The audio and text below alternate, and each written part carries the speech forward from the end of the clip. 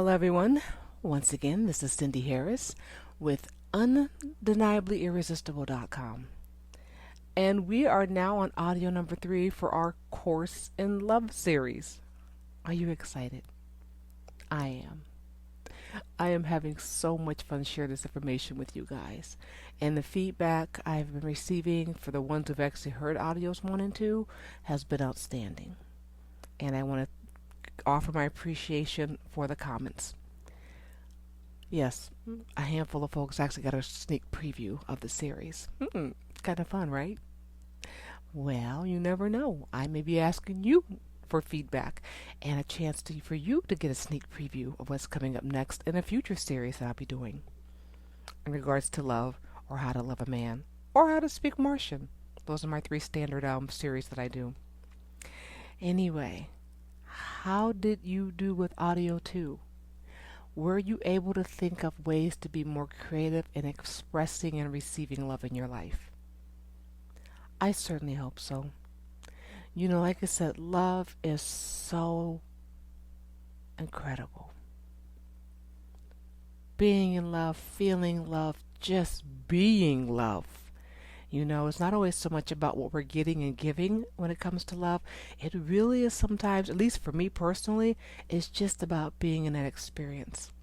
Have you ever had a moment in your day where you just felt so over the top good and you had no reason why? Just no reason why you're feeling so amazing. I have those moments continuously throughout my day. And I feel so blessed that I'm able to, that happens to me, because all of a sudden, I'm a naturally happy person anyway, but sometimes I just bubble over with enthusiasm. And it's just because for whatever that is going on in that moment, it's just so much love that I feel. And it could be an energetic thing, because energetically we're all connected. Every single thing on this planet is energy. Everything. And it is all connected. It's one of those things that's been scientifically proven. And it's also something, if you stop and think, I usually use nature as an example. Have you ever noticed, let me slow down. The weather. The weather is a good example.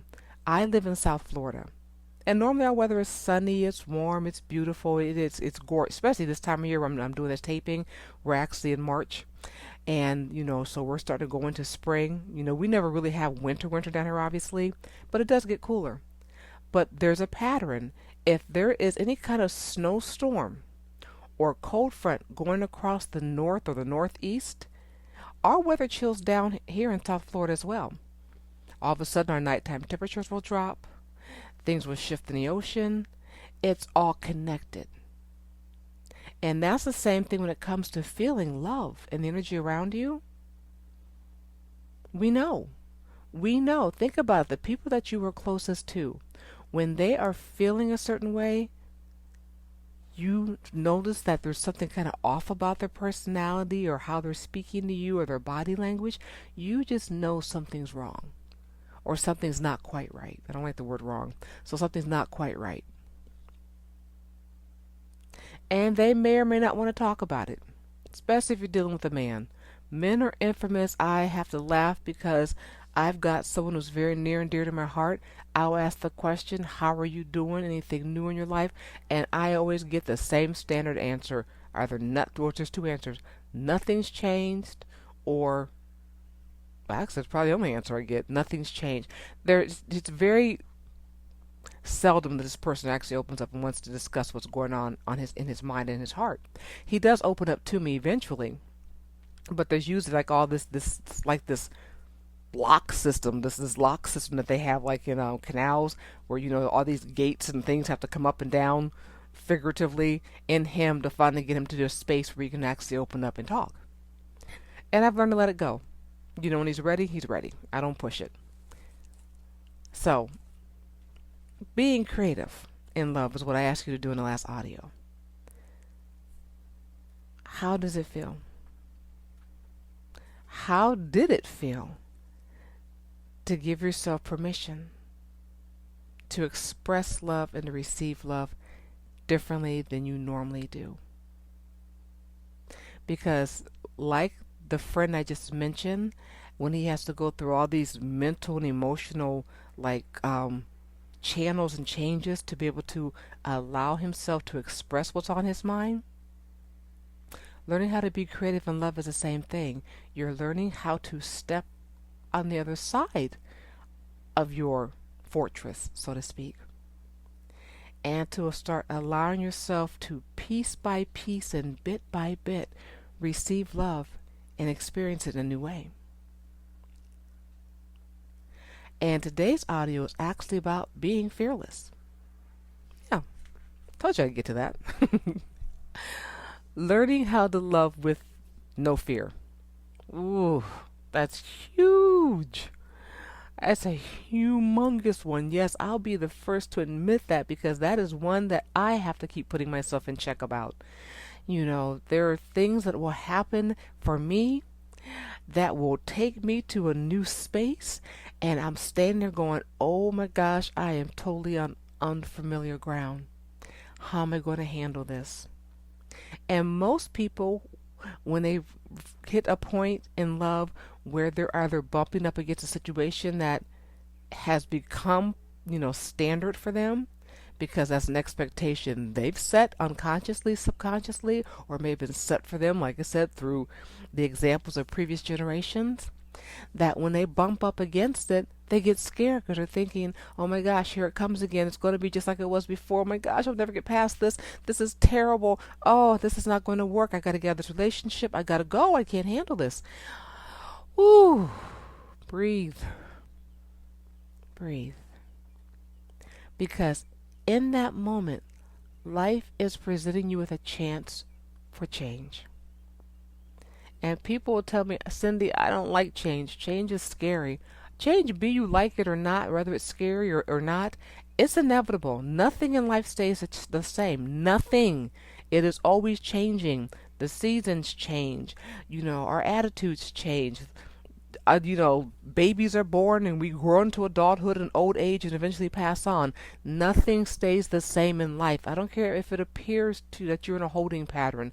Believe me when I tell you, you're not. We are either moving forward or somehow, some way we are falling backward in life. But whatever it is, it's always change. So if you have found that you have bumped up in being creative and trying something different, and you stepped out of your comfort zone and you ran into a wall and you're kind of going, ew, I don't like this part. I want you to just, once again, take a few deep breaths. Just relax. Just relax. Go very peaceful and quiet.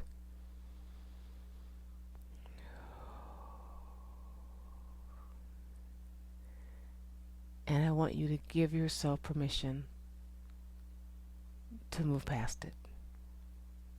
I want you to give yourself permission. Forget all the noise in your head. Forget all the voices saying, no, you can't do this. What are you thinking? What will other people think? Blah, blah, blah. I want you to let those voices go. Love is about being fearless. It's about taking chances. It's about redefining what it means to you personally. Being fearless, as I mentioned in the first audio, for me sometimes it is I run up against my thing can be communication. And the crazy thing is, I kid you not, I'm a fantastic communicator. I am a wonderful negotiator. I mean, I'm really, really good at this. But sometimes me personally, when I'm running up against somebody or a new situation with my beloved, maybe a personality trait has popped up that I've never seen before. We all come to relationships, be they romantic or personal, that we come with our own stuff. Some of our baggage is good baggage, some of our baggage is kind of interesting baggage. It may not be the best, but it's ours. And until we learn how to deal with it and receive it, accept it, and let some of it go that's no longer serving us, it can be a bit of a challenge when you do run across it in somebody else, or they stir up some of our baggage. So for me, when I run across a communication block personally, and I may hit that moment of being fearful for just a moment, because I don't allow myself to stay in fear. I guess I'm always working to move past things, because once again, if it's not serving my growth in a positive way, I don't understand why I would want to hang on to it. So I don't. But let's say I've run across that. Maybe something's popped up in his personality. I'm kind of going, oh, this is new. This is new. I haven't seen this one before. And I'm getting pushback. I've got a person in my life that there are times, we have this push-pull relationship that's been going on for years. And I love this person tremendously, and he loves me tremendously. I know this, we've discussed it. But there are times with the preconceived notions that those fears will pop up. I may say something that sets off something in him, one of his fears or one of his insecurities. Or he may not answer me in a way that I may ask a question and I may not get an answer that is for me sufficient enough. And it may throw up red flags for me and may cause me to become fearful and to worry. And the crazy thing is, once I step through the fear and I ask the question for clarity, it usually winds up being that the issue had nothing to do with me. He may have been having a bad day. He may have just got a phone call that made him unhappy, or was setting off a chain of reactions in his life and bringing those insecurities that he's gone through and dealt with that have nothing to do with me. So I tell you, when you're learning how to love fearlessly, do not take things personally. If you're running up against somebody else's junk, please do not automatically assume that it's your fault. You haven't done anything. Like I said, we all got our junk. So, be fearless. Take that next step. Even if it's making everything inside of you is screaming, no, I don't want to do this. This is so scary. I'm so scared. And it's okay to be scared, all right? It's okay. There's nothing wrong with being scared periodically. It's only when the fears become, how do I want to word this? It's only when the fears stops you in your track and you refuse to move forward that it's a problem. The acronym for fear is false evidence appearing real. I love that. Fear equals false evidence appearing real.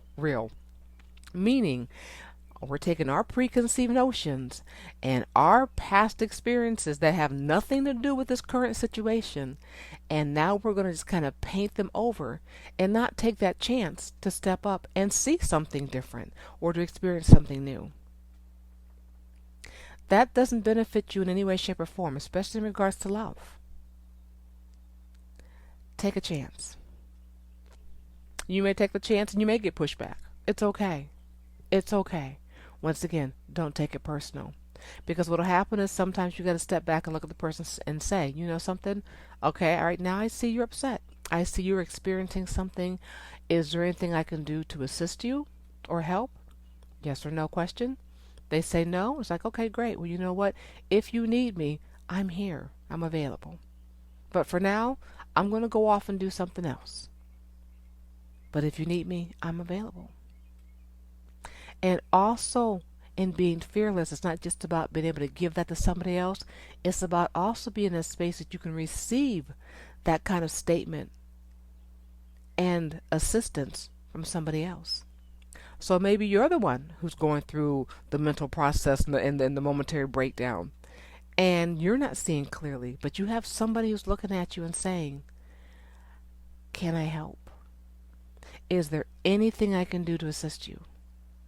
And maybe in that moment they can't, because you're processing it through your system. So you may need some downtime. You may need some quiet time, and just look at them and say thank you.